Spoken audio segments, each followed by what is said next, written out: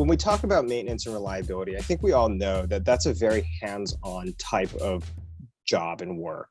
And we have seen this huge shift in this work from home culture, but we know that a lot of people in our industry can't necessarily work from home.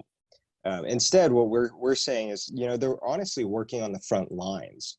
So as you see this shift in people who are working from home, people who are working on the front lines, I'm curious, what are some measures people in the industry that are working on the front lines? What are some of the things that they can do to protect themselves while at work? And, what can upper management help take care of for their employees as well in this way?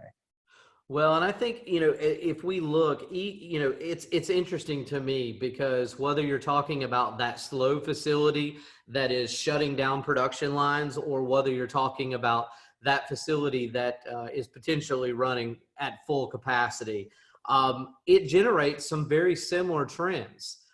When a plant is running at full capacity, there is no desire to perform preventive maintenance or take downtime associated with preventive maintenance. So that does free up some time for our maintenance and reliability individuals in those facilities.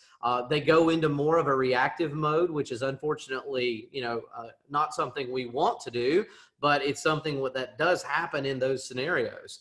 On the flip side, if you look at the automotive plants, now you've got a lot of maintenance and reliability folks that don't have a lot going on right now. So both of these environments are actually creating time that I believe needs to be used very effectively. And I believe the leaders of these companies need to realize that this time exists and make sure that they're planning for the future, not just kind of, if you will, consuming that time or trying to get past it.